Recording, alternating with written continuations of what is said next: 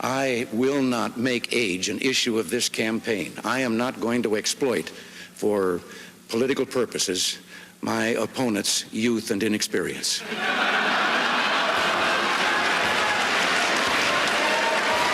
Not only what's your philosophy and what's your position on issues, but can you get things done? And I believe I can. All right. And the United States does not concede that those countries are under the domination of the Soviet Union. So we can't sit around and say that things are bad without trying to change them. I think Mr. Nixon is an effective leader of his party. I hope he would grant me the same. This is preeminently the time to speak the truth, the whole truth, frankly and boldly. Now, we've been through tough times, but we always bounce back because of our character.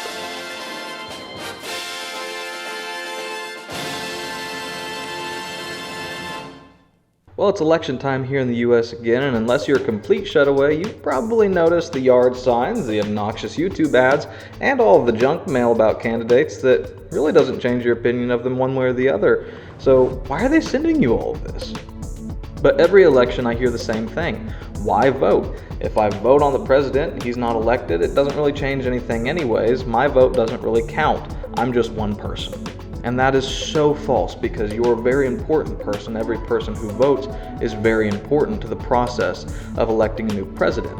If you don't vote, you don't really have a right to complain, because you are very important to this election and every election. Unfortunately, this is the most common opinion and theory that I've heard from most people that I talk to come election time. They're not going to vote because it really just doesn't seem that important to them. But that is entirely false. Your vote is exactly what matters. Your vote has a big impact, and the process of a fair and non-fraudulent election is one of the most important things and important privileges an American citizen has. The very fact that everyone gets to vote in our elections nowadays is a huge testament to how important voting really is, because as we're going to discover later on in this video, not everyone has always had the opportunity to vote in the United States, and by you not voting, it's kind of a huge slap in the face to the people who struggled so hard to get the privileges that you have today. But without knowing the history of elections and how hard people have struggled to get the privileges that we have today, you may not fully understand or appreciate the privileges that you have, and that it's important for us to vote because a lot of people never got the chance to. So in today's episode, we're going to go back in time and we're going to look at some of the most important things that have happened in American history when it comes to voting in elections, both presidential and local, and why it's so important for you to continue voting to upkeep those privileges. So let's get started. Going all the way back to our very first election in 1789 with George Washington, who became our first president. Now in 1789, there really wasn't any parties, there certainly wasn't Democrats and Republicans, and therefore you didn't really have a whole lot of campaigns to try to convince you who to vote for. Plus, no one wanted to run against George Washington because everyone loved him. He was a national hero who had just won the Revolutionary War, and he won by unanimous decision. However, this was early America, and there were some stipulations. So you couldn't just vote for George Washington unless you fit under 10 rules which restricted you and most of the population from being able to vote. In fact, only about 6% of the population of the United States then was even able to vote for George Washington. So let's get into those 10 rules. Number 1, you had to be white. You could not be any other color. You had to be white to be able to vote. Number 2, you had to be a male. You didn't have the choices back then that you have today. You couldn't vote for a female candidate for president or for any other office, and you definitely couldn't vote if you were a female. So only, so far, white men. Number 3, you had to be at least 21 years old. You could not be any younger. So today, you can be 18 and go vote. Back then, not so much.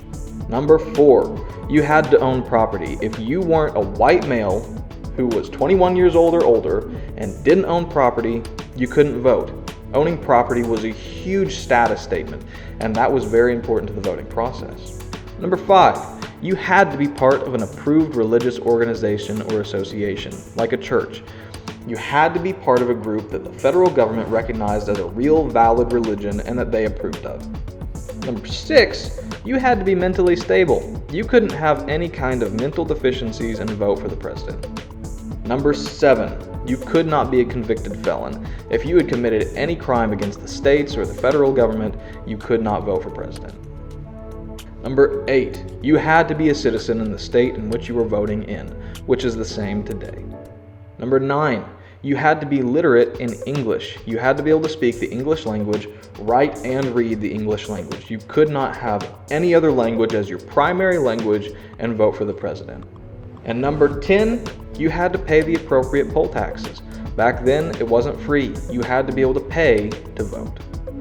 Moving along in time to 1792, where free black men lost their rights to vote in Pennsylvania and New Jersey.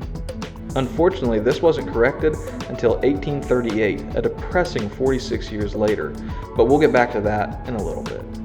The first presidential election in which non-property owning individuals could vote was in 1828, and even though one of the very strict requirements had been dashed away, it was still only white, 20-year-old men who could vote in the presidential election.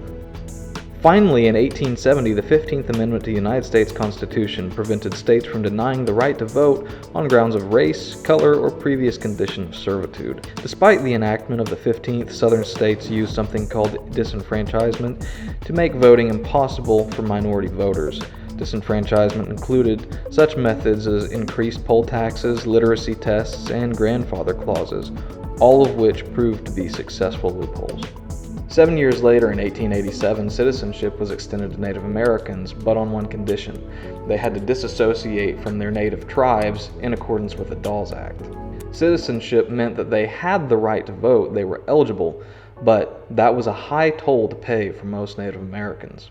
Sadly, the same tactics of disenfranchisement used in 1870 were also used against Native Americans, keeping them from being able to vote. Skipping ahead to 1920 and the women's suffrage movement, which we're all very familiar with because it was a huge point in American elections and American history when women earned the right to vote. Sadly, the same rights that applied to minority men, in theory, applied to minority women. So they still didn't get to vote, really. They had the right, but there was too many loopholes that kept all minorities, regardless of sex, from being able to vote. The next big advancement was in 1924, where all Native Americans were granted citizenship via the Indian Citizenship Act, regardless of tribal affiliation. However, some western states still wouldn't let Native Americans vote all the way until 1948, which was 24 years later, and they did this to Native Americans in particular because of their prejudice. In 1943, Chinese immigrants received the right to vote via the Magnuson Act, also known as the Chinese Exclusion Repeal Act of 1943. In 1964, poll taxes were finally prohibited as being used as conditions to keep voters from voting by the 24th Amendment. A year later, in 1965, protection for voter registration and for voting minorities was enacted, which was later adapted to apply to voting for language minorities as well. In 1971, voting for 18-year-olds was introduced, so now in some states you could be 18 or you could be 21. This mostly came about because of the Vietnam War and that 18-year-olds, and honestly some younger than 18, were overseas fighting and dying for a war that their presidents had enacted, but they couldn't vote for their president. And that just didn't make much sense. And lastly, in 1986, voting for U.S. soldiers overseas was finally introduced. This was introduced through something called the Uniformed and Overseas Citizens Absentee Voting Act, which is a mouthful, but it just makes sense that if our soldiers are overseas fighting and dying for freedom, they ought to be able to elect the president who sent them there.